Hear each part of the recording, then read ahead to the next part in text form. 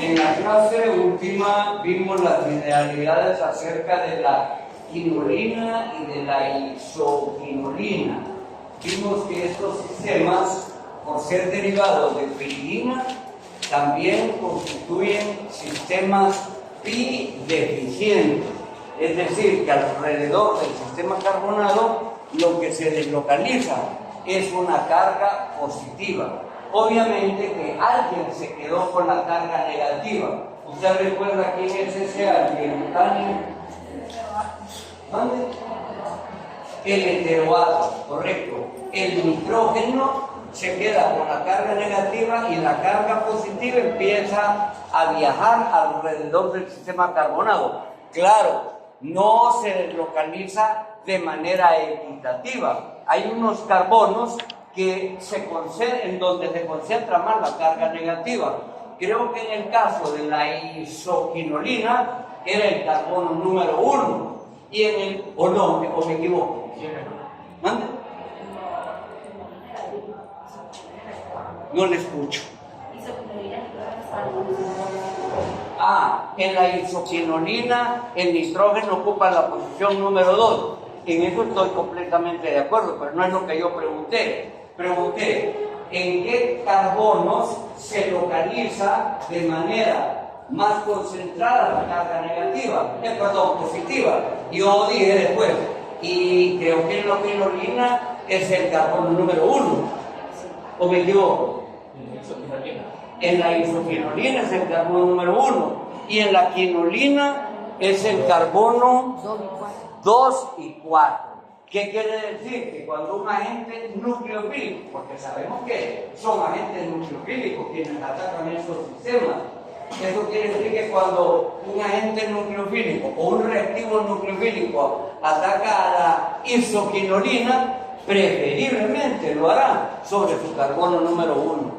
En cambio, cuando ataque a la quinolina, lo hará en el carbono 2 y en el carbono 4. Yo les advertía que un nucleófilo es un reactivo o una especie química que lleve carga negativa, porque con carga negativa obviamente lo que va a andar buscando son núcleos. Y yo ponía de ejemplo como reactivos nucleofílicos, por ejemplo, el ioncianuro, los aluros, el yoduro, el bromuro, el cloruro, el ion hidróxido, los alcohóxidos, el ion acetato, el ion amino y derivados, porque cuando yo menciono el ion amino, NH2, de paso se va, por ejemplo, un RNH negativo, un R2N negativo, o sea, un amino, ya sea con sustituyente o NH2 puro. Entonces, ellos son excelentes agentes nucleofílicos. Mencionar también a las sales, por ejemplo, un acetato de sodio, en donde la sal es el acetato de sodio, pero la base propiamente dicha es el ion acetato. El ion acetato con carga negativa, o el formiato, o el benzoato, cualquier sal, es un buen agente nucleófilo, porque con su carga negativa va buscando carga positiva. Ok, ya que hablamos del grado de reactividad de estos compuestos y de sus generalidades, hoy vamos a empezar a hablar acerca de la síntesis. Y traigo para explicar en esta hora la síntesis de Skraup. Déjenme ver cómo se llama este hombre. Zdenko se llama, Zdenko Skraup. Zdenko empieza con Z. Déjenme ver cómo se ve.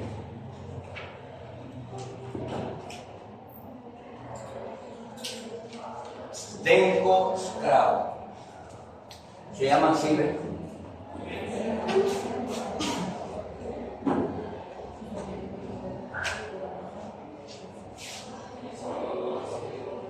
Hans, pero no me acuerdo si con Z o con S. Hans con S.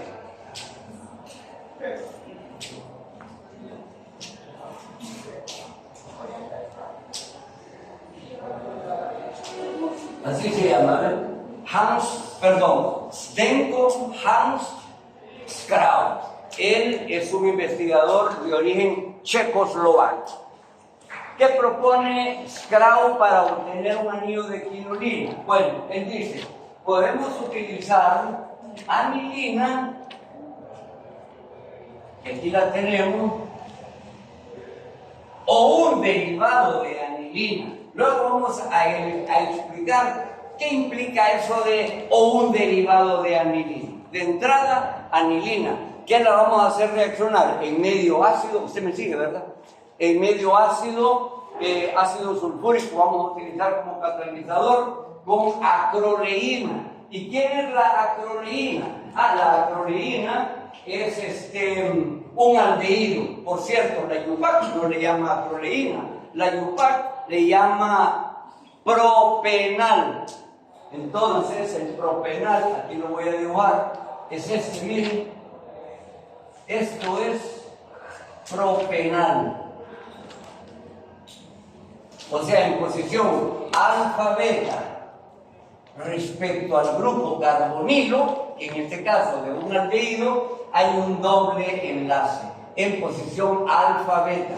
El sistema común le llama acroleína. Entonces dice Skraup, podemos utilizar anilina o un derivado de anilina, que al entrar en reacción en medio ácido con acroleína, y escribir la estructura, y advierte, o un derivado de acroleína. Ya vamos a ver algunas variantes que podemos incorporar en estas estructuras.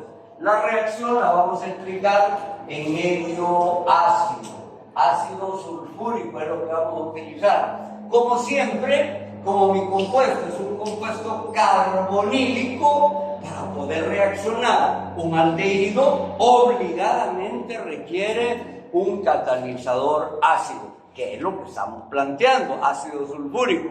Y el grupo carbonilo entonces se va a polarizar. el grupo carbonilo al polarizarse desplaza los electrones del carbono al oxígeno y el oxígeno negativo captura el catalizador. La historia es la misma, repetidamente, siempre empieza así. ¿Para qué sirve el ácido sulfúrico? Para que al atacar al grupo carbonilo lo polarice. El carbonilo se va a convertir en un hidroxilo y me va a dejar sobre el carbono una carga positiva. Esa carga positiva que aparece en el carbono inmediatamente sufre un proceso de resonancia, es decir, que estos electrones por resonancia se deslocalizan y al final de cuentas la carga positiva que yo había pensado iba a quedar en este carbono me quedó en el carbono beta. Ahí va a quedar la carga positiva. Y entonces, esa carga positiva que queda en beta es el núcleo sobre el cual va a atacar mi agente nucleofílico. Quiere decir que mi agente nucleofílico, en este caso, va a ser la anilina. Este va a ser mi nucleófilo. Cuando los electrones del carbono se van para el oxígeno captura el protón. La carga positiva que queda en este carbono inmediatamente desaparece porque este doble enlace ahora lo voy a tener aquí. Y la carga positiva que va a quedar acá, entonces va a ser saturada con los electrones del núcleo. Quiere decir que originalmente la carga positiva apareció aquí, después se vino para acá, pero al final de la historia termina en el nitrógeno, porque el nitrógeno, como actúa como nucleófilo, entrega sus electrones y se hace acreedor a la carga positiva. Así que como producto aquí voy a dibujar NH2 con carga positiva, porque ya sus electrones libres ahora están sirviendo como electrones de enlace. Son estos que acabo de dibujar. Aquí voy a tener un CH2, aquí voy a tener un CH, aquí voy a tener un doble enlace, C, este quedó como OH, recuerdan que este hidrógeno es el catalizador, y aquí me hace falta dibujar este hidrógeno. Ahora bien, eso que acabo de pintar, si ustedes se fijan bien, si ustedes son observadores, es un enol. Esto es un enol. ¿Y por qué les hago esta aclaratoria? ¿Por qué les hago esa observación? Porque los enoles entran en tautomería. ¿Cómo se llama la tautomería?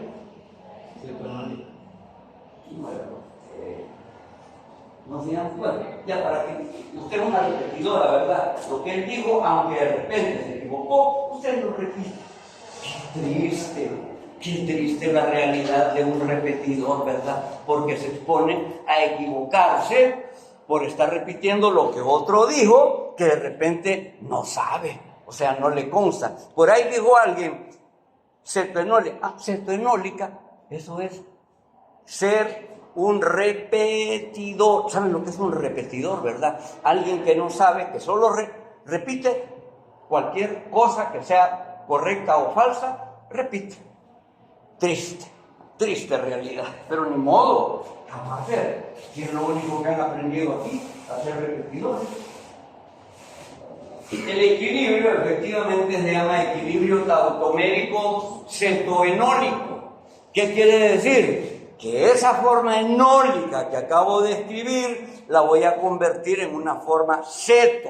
O sea, este OH enólico lo voy a convertir en un C doble enlace O, en un grupo ceto. Y para poder explicar cómo el enol se convierte en una forma ceto, yo tengo que entender un proceso de resonancia que se llama repetidores, ignorantes, aquí no hay por dónde pasar. Se llama mesomería. ¿Y qué es la mesomería? Es un proceso de resonancia, es decir, de movimiento de electrones en donde participan no solo electrones pi, sino que también participan electrones no sé, yo movimiento de labios no entiendo porque yo soy un poco sordo, pero oigo, todavía oigo. Entonces, cuando me dicen, yo más o menos entiendo, pero cuando alguien sabe y está seguro, no anda solo moviendo labios. Dice, lo que participa, yo por ejemplo, que no sé, digo, en un proceso de mesomería, lo que se deslocalizan son electrones pi y electrones libres, correcto, y lo vamos a demostrar. ¿Qué electrones libres son los que se van a deslocalizar? Los del oxígeno. No los había pintado, pero yo sé que en el oxígeno hay dos pares de electrones libres, que por cierto, vamos a ver, le voy a preguntar ahora a usted, por cierto, esos electrones libres del oxígeno, ¿en qué tipo de orbital están? No, los electrones P, el oxígeno, el oxígeno no usa orbitales P, porque el oxígeno ahí está utilizando hibridación sp3. Y cuando un átomo, no me importa de qué elemento, ya sea de nitrógeno, de azufre, de halógeno, de oxígeno, no me importa, utiliza hibridación sp3, ahí no hay participación de orbitales P. En el único caso en el que hay participación de orbitales P es cuando el átomo está utilizando hibridación sp2, entonces utiliza un orbital P que por cierto está perpendicular a un plano triangular. O en otro caso es el de hibridación sp. En ese caso no utiliza un orbital P, utiliza dos orbitales P. Pero cuando la hibridación es sp3, ahí no hay participación de orbitales P. Así que voy a decir, estos electrones sp3, porque efectivamente ahí es donde están, estos electrones sp3 del oxígeno se deslocalizan así, ¿ven? Y estos entonces se deslocalizan hacia acá. A propósito, ¿con qué carga va a quedar el oxígeno cuando, digamos, preste sus electrones sp3?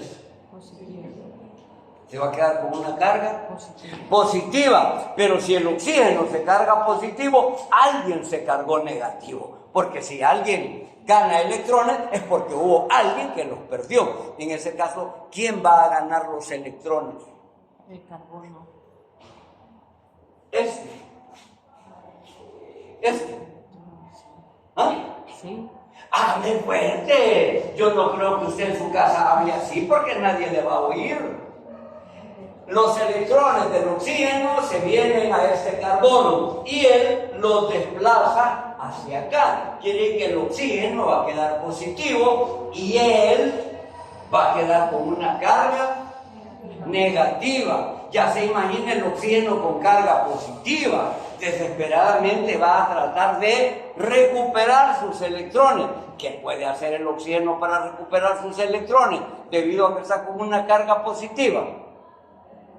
Desplazar su hidrógeno, me refiero a él, desplazarlo en forma de protón. ¿Y el protón para dónde se trasladará? Carbono negativo. Hacia el carbono que quedó con carga negativa. Aquí hemos hablado de dos procesos. Empecé hablando de un proceso de resonancia. Entonces voy a dibujar este símbolo. ¿Qué dije yo en el proceso de resonancia? Dije, los electrones del oxígeno se desplazan hacia el carbono y el carbono los desplaza hacia su vecino. Entonces aparecerá una forma contribuyente en donde aquí voy a tener NH2 con carga positiva, CH2, CH, aquí me quedó negativo, aquí me quedó un doble enlace con el oxígeno, por eso es que el oxígeno, al haberse quedado solo con un par de electrones, se cargó en forma positiva. Ahora, ahí terminó mi proceso de resonancia. Ahora voy con la siguiente explicación. Yo dije, el oxígeno al haber quedado positivo y este carbono al haber quedado negativo van a entrar en equilibrio. Entonces miren el símbolo que voy a dibujar ahora. Voy a decir, voy a mover, pero ya no electrones, un átomo de hidrógeno que en forma de protón se va, digamos, a despegar del oxígeno y va a venir a pegarse al carbono. Bueno, digámoslo utilizando ese verbo de pegar y despegar. Yo no los utilizo usualmente esos verbos. Yo digo, voy a desplazar un protón del oxígeno al carbono. El oxígeno que está en forma de oxonio se va a estabilizar porque va a recuperar sus electrones. Y el carbanión se va a estabilizar porque voy a neutralizar su carga negativa. Entonces el equilibrio implica que este hidrógeno se separa del oxígeno y se pega a este carbono. Así, aquí tengo un NH2 con carga positiva.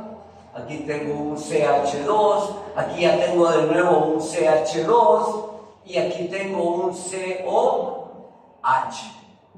Mi forma enólica finalmente se convirtió en una forma cetónica, que por cierto no es una cetona, es un aldehído. O sea, este grupo ceto, CO, está formando parte de un grupo formilo, porque este grupo se llama formilo y el grupo formilo es el grupo característico de un aldehído. Ahora, ¿qué voy a decir? Hey, ¿y este ion amonio? Que ya rato lo vengo arrastrando, pues el ion amonio de alguna manera va a estabilizarse, de alguna manera tiene que desaparecer. Yo digo, la mejor manera en que puedo estabilizar ese nitrógeno es devolviéndole los electrones libres. ¿Y cómo se los voy a devolver? Separándole un hidrógeno de los dos que tiene, pero que el hidrógeno no se vaya con la carga positiva, es decir, que se desplace en forma de protón. Y como allá arriba tengo un grupo carbonilo, que yo sé que es un grupo polar, voy a decir, este grupo polar desplaza sus electrones desde el carbono hasta el oxígeno. Y el oxígeno negativo puede aceptar el protón que se desplaza desde el nitrógeno. Entonces me corresponde volver a escribir otro equilibrio y ahora sí, ya estoy listo para adelantar. Aquí me va a quedar NH ya con un par de electrones recuperados porque la carga positiva desapareció. En algún lado fue a dar, porque las cargas no es que desaparecen así, se mueven de un carbono a otro, en este caso de un nitrógeno a un carbono. Ahora me va a quedar aquí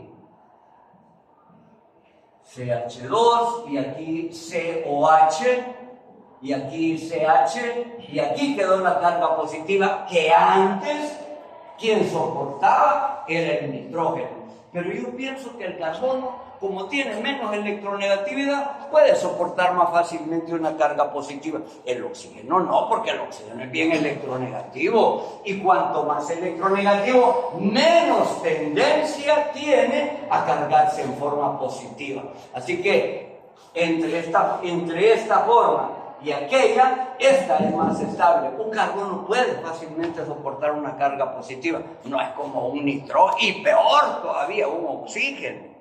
Oye, peor un halógeno. Bueno, ahora lo que me queda es la siguiente etapa: anillar. Correcto. Listo. Voy a anillar así, pero antes voy a recordar que aquí hay un hidrógeno.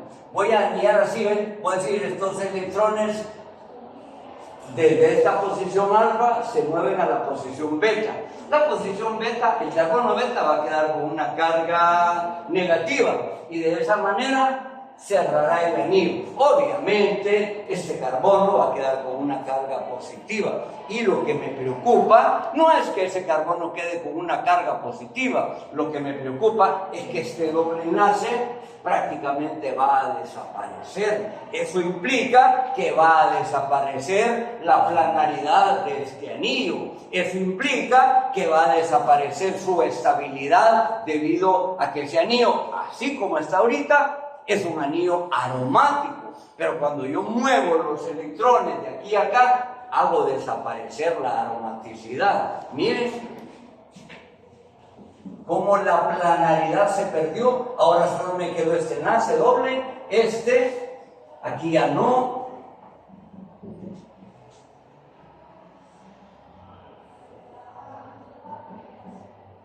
La carga positiva quedó aquí, pero este carbono en este momento tiene hibridación tetraédrica, cuando antes tenía hibridación triangular. La hibridación tetraédrica no es plana, quiere decir que ese anillo momentáneamente ha perdido planaridad, pero nosotros podemos recuperar otra vez el doble enlace, podemos recuperar de nuevo la planaridad. ¿Qué podemos decir? Ayúdenme.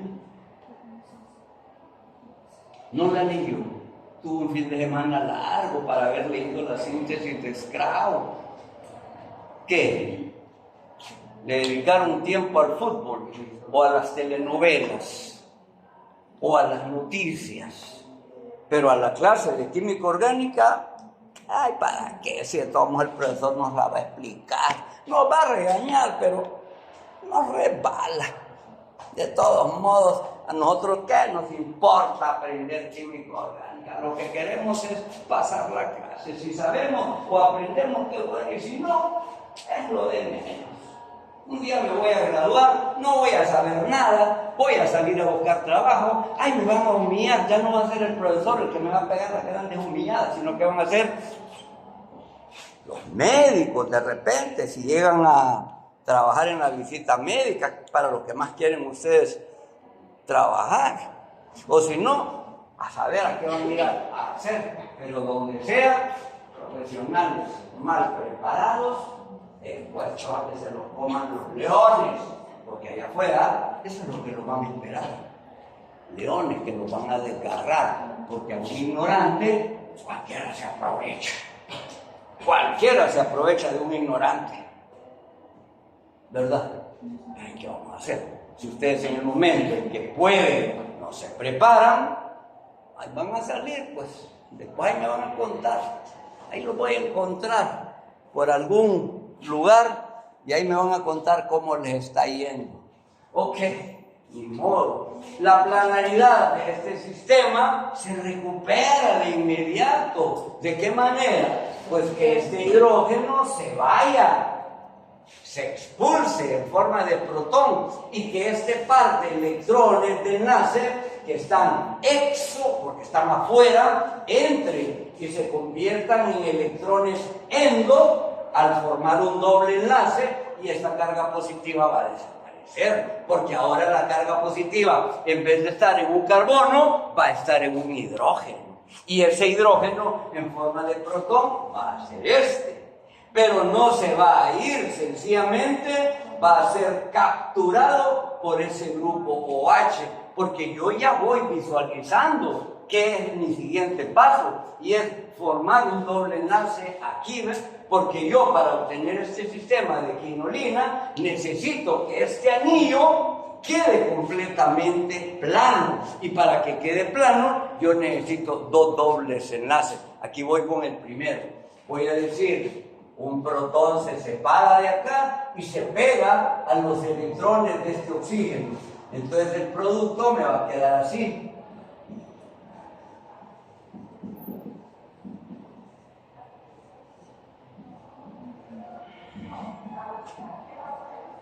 Así, en forma de un oxonio. Ya el carbocatión se convirtió en un oxonio. Ahora el oxonio se va a estabilizar en dos pasos. Primero va a liberar una molécula de agua. Claro, al desprenderse la molécula de agua va a crearse un carbocatión, y el carbocatión se va a estabilizar liberando un hidrógeno en forma de protón del carbono vecino menos hidrogenado.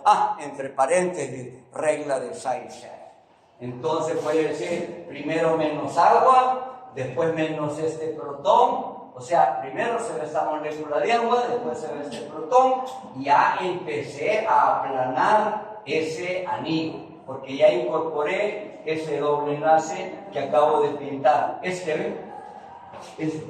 Ahora, lo que me queda es un último paso, Un doble enlace aquí es lo que necesito. O sea, yo necesito que se desprenda este hidrógeno y este hidrógeno que en forma de gas se vaya para la atmósfera y mediante un proceso de oxidación yo concluya mi síntesis de Scrabble, en donde voy a tener estos dos dobles enlaces y estos tres aquí. Así, mi sistema de quinolina en forma pura, cuando partí de anilina más acroleína. Pero yo advertí cuando empecé a dar esta explicación, bueno, voy a partir de anilina o un derivado de anilina. Voy a utilizar acroleína o un derivado de acroleína, porque esta síntesis de Scrabble es bien, como les dijera, bien variable, acepta algunos cambios. Por ejemplo, voy a sugerir cambios en el sistema de anilina. Voy a incorporar algunos cambios estructurales en mi nucleógeno. Vamos a ver de qué manera puedo aumentar el grado de nucleofilidad de la anilina. Yo en posición para, yo bien puedo incorporar un grupo, digamos, un grupo NO2, un grupo nitro. ¿Qué hace el grupo nitro? A ver si alguien me recuerda de su orgánica 1. ¿Qué naturaleza presenta el grupo nitro? ¿Es un grupo activante, o sea, un donador de electrones a ortopara, o es un desactivante? O sea, un desactivante es un ladrón de electrones, un empobrecedor de electrones de ortopara. ¿Qué piensa usted? ¿Lo recuerda? ¿O ya olvidó orgánica 1? Es un desactivante. Es más, no es un desactivante común y corriente. De acuerdo con las tablas, el grupo nitro es el grupo más fuertemente desactivante que se conoce. Siempre, cuando yo leo grupos activantes y grupos desactivantes, el grupo nitro encabeza la lista de los grupos desactivantes y advierte. El grupo nitro, no dicen que es el más, pero advierte, el grupo nitro es uno de los grupos más fuertemente desactivantes que se conocen en química orgánica. Roba electrones con facilidad. Hace esto, desactiva, como ala, electrones, desactiva, que quiere decir que empobrece de electrones al anillo, pero no a cualquier posición. ¿A qué posición exactamente afecta? A para. Y aborto no. Orto. ¿Sí? Sí. Miren, lo voy a explicar aquí. Voy a tener un anillo bencénico y voy a escribir el grupo NO2. Ahora, para saber el por qué el grupo NO2 es un grupo desactivante, pues hay que conocer su estructura. El grupo NO2 es, déjenme ver, el nitrógeno es trivalente, ¿verdad? Sí, el nitrógeno es trivalente. Pero para poner NO2 yo tengo que dibujar dos oxígenos ahí. Pero yo sé que el oxígeno es divalente, no lo puedo dejar así como si fuera mono. Entonces voy a por lo menos a este le voy a poner un doble enlace. Ya por lo menos a ese oxígeno lo salvé. Su valencia se la salvé porque el oxígeno es divalente, pero sacrifiqué la trivalencia del nitrógeno. El nitrógeno es tri y ahí lo tengo tetra. Entonces lo que voy a hacer es que le voy a dibujar una carga positiva, porque ya que le metí un enlace extra, lo voy a compensar con una carga positiva. Y por el otro lado, el oxígeno es divalente y ahí lo tengo solo con un enlace, lo tengo mono. Entonces, ya que él, para ser neutro, requiere dos enlaces, yo solo le puse uno, entonces lo voy a compensar con una carga negativa. Así es la naturaleza del grupo NO2. Y esa carga positiva que está dibujada ahí en el nitrógeno, esa es la causante por la que el grupo nitro con carga positiva en el nitrógeno ala electrones al anillo, porque el anillo está rico en electrones. Este anillo está rico en electrones. Si hay algo de lo que presume el anillo bencénico, es de ser rico en electrones. Hay 6 electrones pi localizados alrededor del anillo y esa carga positiva roba electrones así. Así, este par de electrones se viene para acá, y la posición orto se ve afectada. Así que algo que usted no aprendió de su orgánica 1 es que el grupo nitro no solo desactiva a para, también desactiva orto, mire. Luego, la carga positiva que queda aquí desaparece cuando estos electrones se mueven así, de aquí para acá. Entonces la carga positiva ahora ya no va a quedar aquí, va a quedar aquí, en para. Luego estos electrones se vienen para acá y la carga positiva pasa de nuevo a otra posición orto. Quiere decir que efectivamente el grupo nitro es un desactivante de orto para. Es que cualquier grupo que desactive orto también desactiva para. Así como un grupo que active orto también activa para. Es que los grupos o son activantes orto para o son desactivantes orto para. Yo no conozco otra naturaleza. Si me ponen cualquier grupo, díganme, un metilo. Un metilo es un activante débil, pero es un activante ortopara. Si alguien me dice, un formilo. Un formilo es un desactivante fuerte de ortopara. Un metóxido. Un metóxido es un activante ortopara. Un amino es un activante ortopara. Un grupo ciano, un grupo ciano es un desactivante ortopara. O sea, todos los grupos o son activantes ortopara o son desactivantes ortopara. En algún momento ustedes oyeron o me escucharon hablar de meta. No, yo nunca menciono meta. Yo a meta la ignoro. Porque los grupos o activan ortopara o desactivan ortopara. Si la posición ortopara está activada, enriquecida de electrones, un segundo grupo entra a ortopara.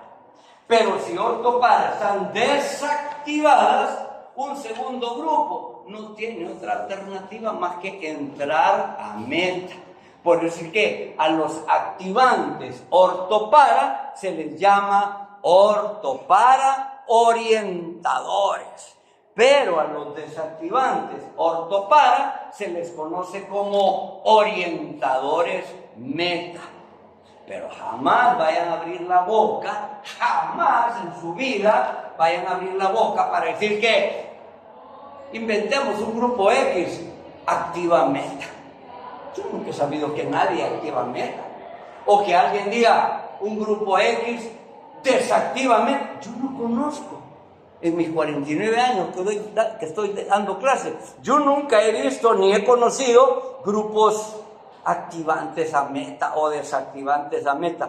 Eso yo no lo puedo procesar, porque yo no conozco ningún grupo que active a meta ni que desactive a meta. Para nada. Nunca he leído ni he escuchado.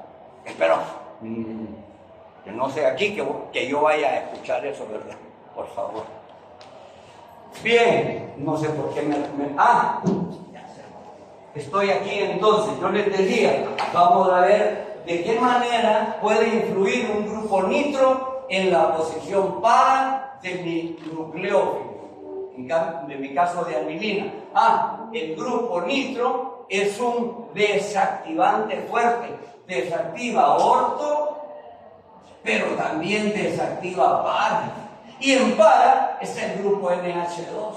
Y con esa carga positiva, que antes no estaba, ahora estos electrones, en vez de ser donados a la carga positiva que quedó aquí, la carga positiva que está aquí, los atrae. Cuando ese carbono, recuerden que ese carbono quedó positivo, porque catalizador entró por aquí, mandó carga positiva aquí, que después se deslocalizó para acá. Cuando la carga positiva quedó aquí, esa carga positiva, yo imagino que le pide al nucleófilo que le entregue electrones, pero el nucleófilo no va a estar en muy buena disposición para entregarle los electrones porque esa carga positiva le captura los electrones. Quiere decir que la síntesis de Scrabo no va a funcionar igualmente si trabajamos con anilina o que lo hagamos con paranitroanilina. La paranitroanilina no es muy recomendable, porque la paranitroanilina tiene una carga positiva en esta posición que captura los electrones del nucleófilo y le impiden ser entregados a la posición beta. ¿Y qué logramos con eso? Retrasar la reacción, desacelerar la reacción. En cambio, si en posición para, aquí yo tengo un grupo que por el contrario es un grupo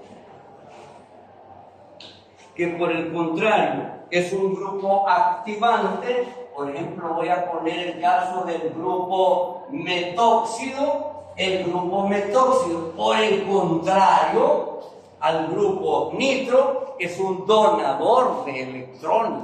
Por un proceso de mesomería, el grupo metóxido enriquece de electrones, dona electrones al anillo y el anillo se ve rico en electrones.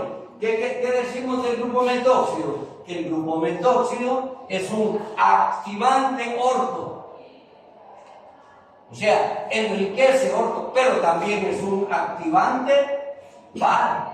Y esta carga negativa, tan cerquita, tan pegadita al nitrógeno, que tiene un par de electrones, provoca repulsión. Aquí se produce una repulsión entre esta carga negativa y estos electrones. Tan fuerte es esa repulsión que estos electrones en el nitrógeno están bien concentrados. No hay lugar a que yo diga, estos electrones se deslocalizan hacia el anillo. No, porque esta carga negativa es como una puerta cerrada.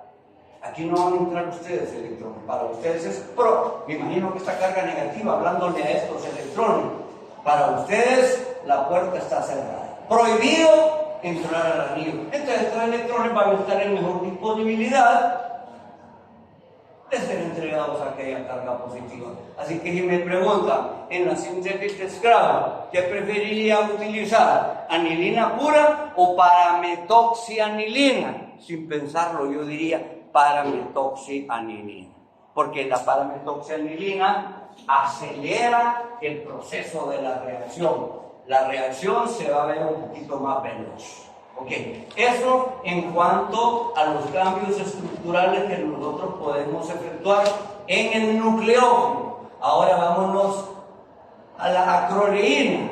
Dice Scrabo que perfectamente puede utilizarse acroleína o un derivado de acroleína. Por ejemplo, si no quieren utilizar acroleína pura, utilicen en vez de este hidrógeno, porque ustedes vean este carbono, al final de cuentas, en el último paso del mecanismo, ¿en qué carbono se convirtió? ¿Cuál es el destino de ese carbono? ¿En qué posición quedó? 4. En la posición 4, correcto. Este carbono, si le seguimos la pista, terminó aquí, ¿ven? Y aquí hay un hidrógeno. Y este hidrógeno, si yo me regreso al inicio, ese hidrógeno es este, ¿ves? Así que si yo no quiero un hidrógeno, sino que yo digo, yo no quiero que mediante el método de Scrabo obtengamos anilina pura, sino que yo quiero que obtengamos la 4-metoxianilina, así se llama, ¿verdad? 4-metilmetoxi, 4-metilanilina. Entonces el hidrógeno que yo ya había identificado aquí, acá, entonces sencillamente, en vez de un hidrógeno, pongo un metilo. Yo sé que ese metilo va a quedar unido al carbono número 4, pero ya esto no es acroleína. Ese compuesto los gringos le llaman MBK. MBK, ya no se llama acroleína. ¿Qué quiere decir MBK? Por siglas en inglés quiere decir metil, vinil, cetona. Estos son los nombres en inglés de MBK, metil, vinil, cetona.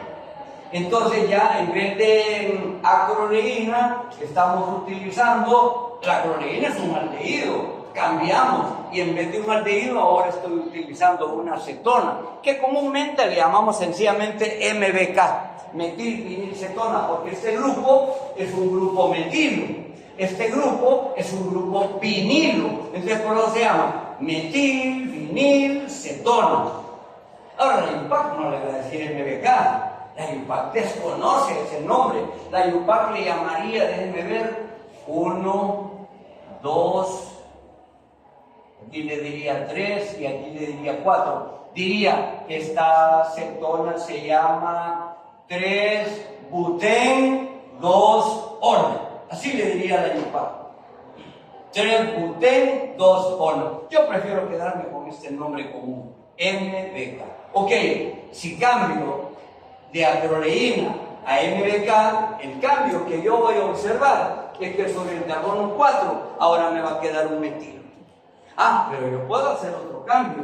Aquí yo tengo 2 hidrógenos en este carbono 4. Quiero hacer un cambio. En vez de uno de los hidrógenos, de los dos voy a poner un grupo CH2, CH3, un grupo etilo. Ustedes ya vieron dónde terminó este carbono, allá, en el producto final. ¿Quién es este carbono? El carbono 2. Es el carbono número 2. Si yo un hidrógeno del carbono 2 lo cambio por un grupo R, voy a poner, por ejemplo, un etilo. Pues ese grupo etilo me quedaría aquí. Así. Entonces los cambios estructurales que yo puedo hacer, los voy tanteando desde el principio. Yo digo, un hidrógeno de acá, yo creo que lo puedo cambiar, porque si no lo cambio, aquí en el carbono número 2 va a quedar un hidrógeno. Entonces ese hidrógeno lo borro, lo cambio por un etilo, que perfectamente lo puedo traer desde el inicio. Es más, aquí hay un hidrógeno, Aquí hay un hidrógeno. Y ese hidrógeno que quedó en el carbono número 3, si ustedes se van hacia atrás, es este que está aquí. Entonces este hidrógeno también yo lo puedo cambiar. ¿Quieren un grupo fenilo?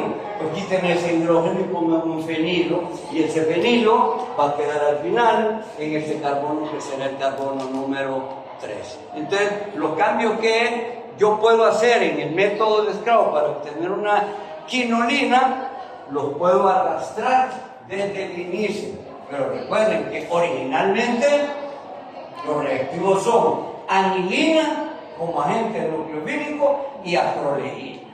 Pero a la anilina como agente nucleofílico yo le puedo incorporar grupos. Nada más que tengo que tener cuidado que no me vayan a afectar la disponibilidad de estos electrones. ¿En qué sentido? De que sean grupos preferiblemente activantes. Si meten un grupo desactivante, van a provocar problemas, porque la reacción se va a desacelerar. Ya les conté los cambios que pueden haber aquí en esta otra parte. Bueno, con eso concluyo la clase. No sé si tienen alguna pregunta, y si no, voy a pasar a la asistencia. ¿Alguna pregunta?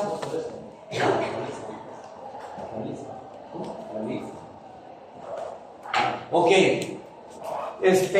voy a pasar a asistencia y conforme vayan pasando se pueden ir yendo.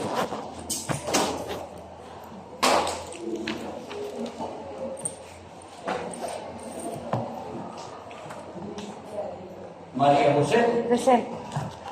Andrea. Darío. Fabiola. No vi a Fabiola. Casey. Tampoco. Trixie. Tania.